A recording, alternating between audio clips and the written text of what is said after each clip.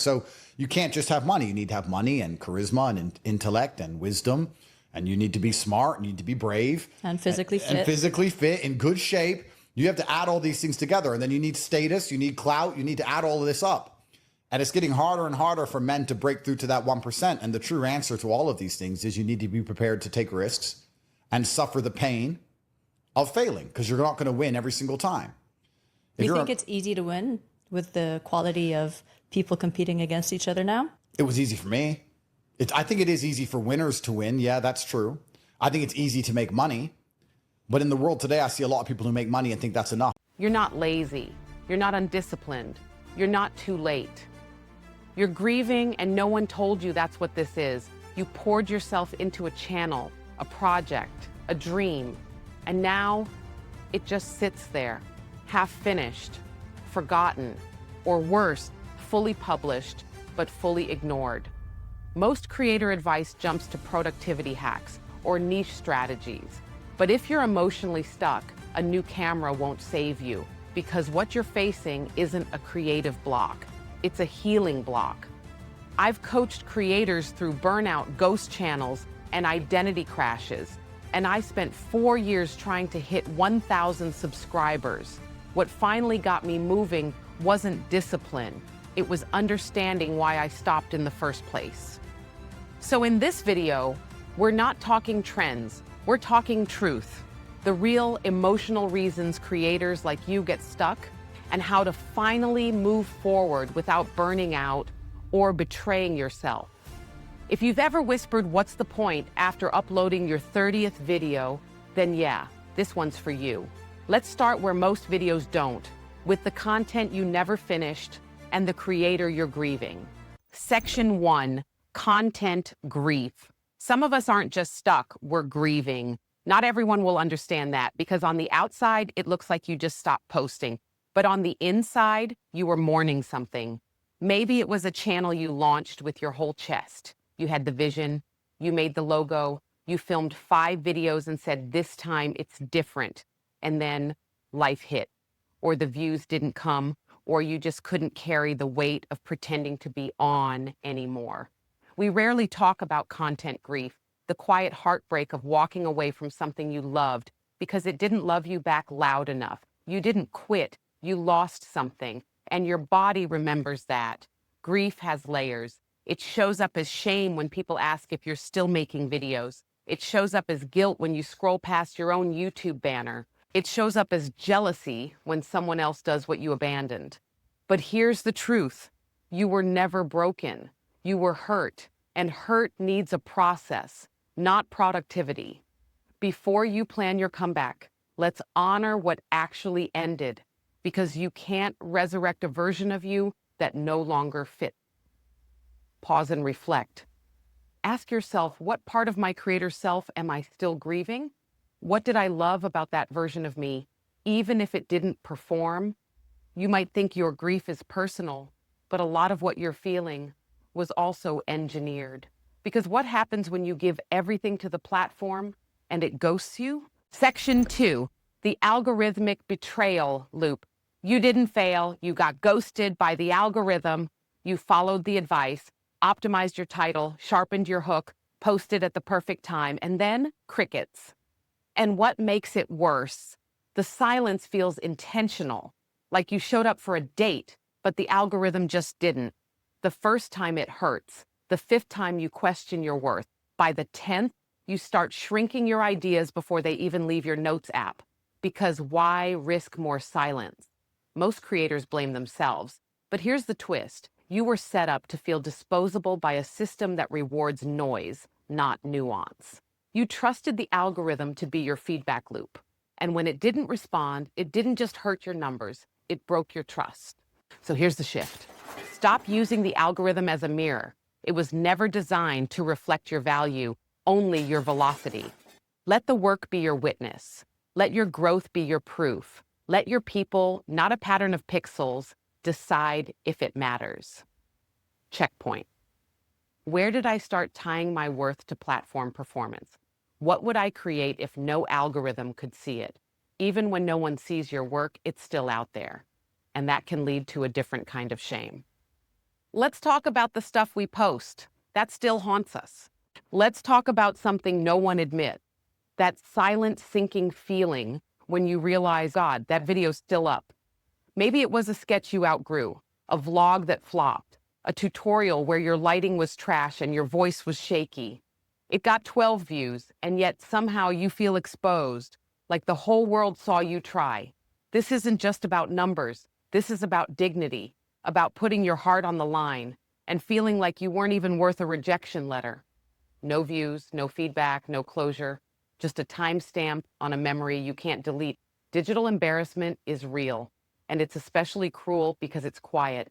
There's no crowd to comfort you, no friend to say, you were brave for even posting, just you and that little thumbnail of a version of you who tried.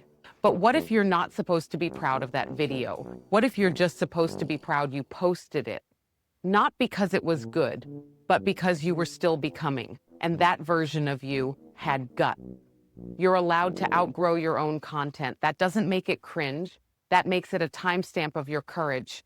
We don't cringe at old baby photos. We call it growth. So why do we hate our digital first drafts? Pause and reflect. What video or idea am I still embarrassed by, but maybe shouldn't be? What did that version of me teach the version I am today? Now let's go deeper, because for a lot of us, that shame turned into strategy.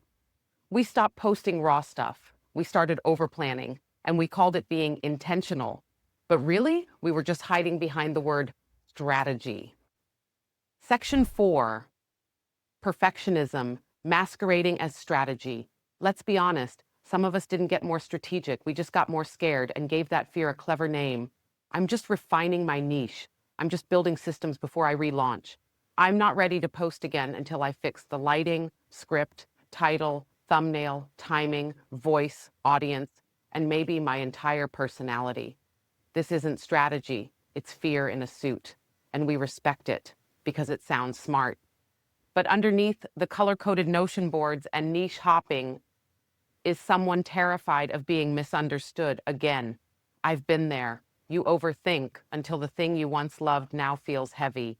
You delay posting not because you're lazy, but because you're exhausted by the pressure to be amazing. And when people say, just post, it lands like a slap because deep down, you've already tried and you're not sure you can handle another flop. This is what I call success sabotage disguised as strategy. It's perfectionism hiding behind planning. And the more you plan, the less you post. But here's the truth. Strategy without motion is just theater. You don't get clarity from planning. You get it from moving. Messy videos, awkward uploads, imperfect attempts. That's what builds momentum. What if your strategy isn't too weak? It's too perfect to breathe. What would happen if you gave yourself permission to post something that's 70% baked just to feel creative again? Pause and reflect. Where have I been calling fear strategy? What would it look like to take one imperfect action this week? But wait, what if the real issue isn't fear or shame? What if you're stuck because you were told to start with clarity and no one told you it's okay to find it along the way? That's next. Section 5, the myth of starting with clarity. Start with your niche, pick your person, build your brand, post with purpose. Sounds like solid advice, right? Except, what if that advice is quietly crushing creators before they ever begin? The internet made it sound like you're supposed to show up to YouTube knowing who you are, who you serve, and what you sell. But for many of us, especially small creators, clarity isn't a starting point, it's a destination. You don't walk into a kitchen for the first time and expect to bake a 5-layer cake without cracking a few burnt pancakes first. So why do we expect our first 10 or 50 videos to reflect a fully formed brand? I didn't find my voice through planning. I found it by posting, stumbling, listening, adjusting, surviving. When I returned to YouTube, I still didn't have it all figured out. But this time, I gave myself permission to find clarity in public, to let people watch me evolve, not arrive. And guess what? People respected the process more than the polish. Clarity is not the prerequisite, curiosity is. You don't need a master plan. You need a starting pulse, something worth exploring, even if it's messy. Quiz. Find your starting pulse. Self-identify with the following: the curious coach. I love teaching what I know, even if I'm still learning it. The loud learner. I want to take people along for the ride as I figure it out. The quiet builder. I'd rather test and tinker behind the scenes than share what worked. Comment below which one feels like you right now. And remember, you can switch lanes as you grow. So no, you're not lost. You're just looking for clarity in a place that only rewards certainty. But what if part of your resistance isn't about clarity, but about trauma? Creative trauma, from going viral too soon, or failing way too hard, from pressure that wasn't kind, from being seen when you weren't ready, or being ignored when you were. That's not confusion, that's creative PTSD, and we need to talk about it next. There's a pain that most creators don't have words for because it doesn't look like failure. It looks like silence, or worse, attention we weren't ready for. I call it creative PTSD, the hidden trauma that follows you into every upload. Maybe your video went viral before you had a system, a strategy, or a strong sense of self. Suddenly you had eyes on you, but no idea what to say next. Or maybe it flopped so hard that you started flinching every time you hit publish. Now, you're not stuck, you're scared. And because no one called it trauma, you didn't think you were allowed to heal. I've had that moment, staring at the publish button with sweaty palms, not because the video was bad, but because I remembered what happened the last time I believed in something. The crash from caring too much and getting too little back. It doesn't just disappoint you, it scars you. If you've hesitated to post again, not because you're lazy, but because you're wounded, I want you to hear me clearly. You're not behind, you're healing. And that healing deserves space, patience, and new strategies that don't treat you like a machine. Let's pause right here. If you've ever deleted a video before posting because of panic, ghosted your channel for months without knowing why, felt physical dread at the thought of starting over, then this isn't just content fatigue, it's creative PTSD, and it deserves a softer re-entry, not a louder push. The re-entry ritual: 1, the quiet restart. Post something small, raw, or unpolished on purpose. 2, the witness check. Send it privately to one trusted creator or friend first. 3, the reflection window. Instead of asking, did it perform? Ask, did it feel like me? You didn't come this far to stay stuck in fear, and you don't need to go viral to be valuable.